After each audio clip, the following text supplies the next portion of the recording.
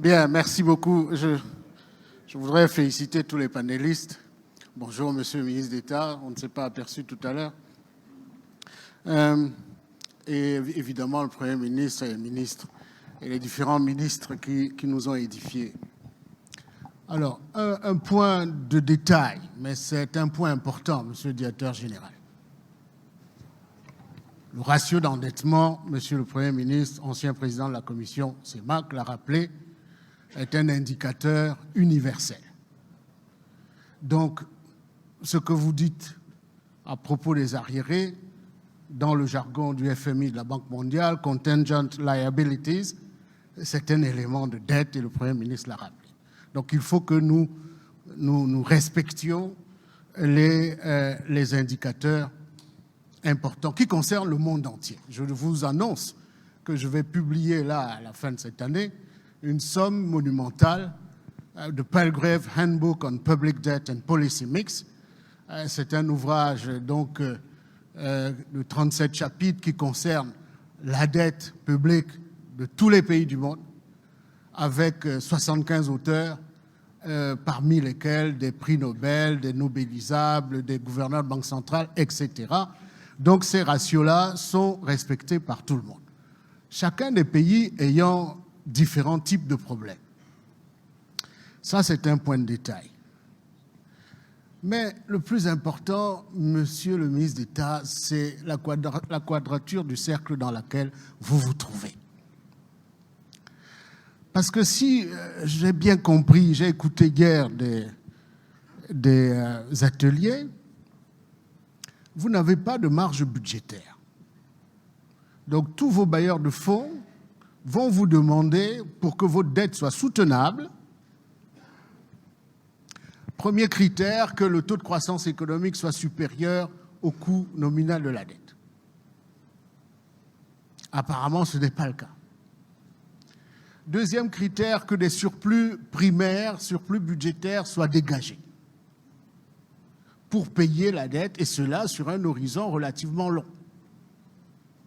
Vous n'avez pas de surplus budgétaire. Quand j'écoute le directeur général de la dette, dans sa conversation avec le directeur général du Trésor, il reste 100 milliards lorsqu'on a apuré le service de la dette.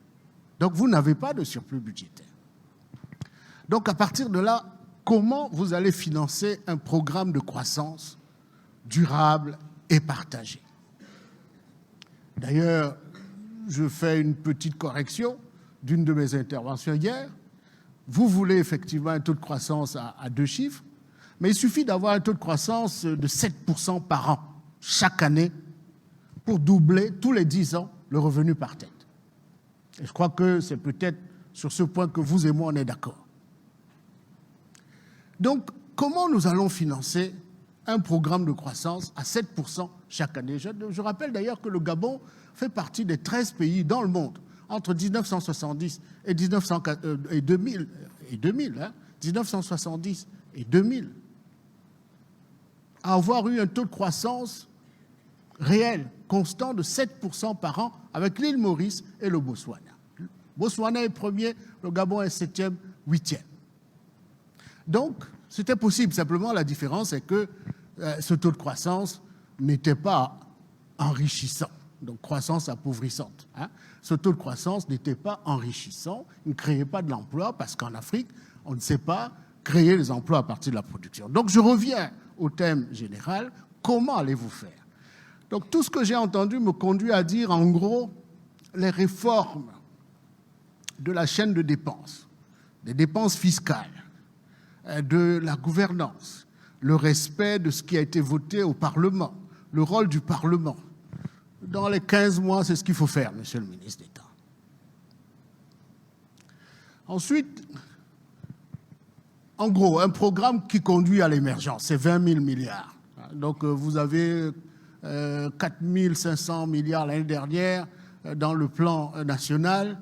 Je crois que le programme du Cameroun, c'était 35 000 à 40 000 milliards de CFA, donc pour aller à l'émergence. Donc je pense que pour le Gabon, c'est 20 000 milliards. Mon problème, c'est où est-ce que je trouve les 20 000 milliards? Alors vous qui avez, n'est-ce pas, monsieur Mézoui, Cédric Mézoui, donc une connaissance, il faut faire une note avant votre départ au ministre d'État pour lui dire où est-ce qu'il peut trouver 20 000 milliards de CFA pour conduire ce pays, non pas forcément dans les 2 ans, mais sur 10 ans, 15 ans, à un revenu par tête qui soit à 20 000, 30 000 dollars par tête d'habitant de Gabonais.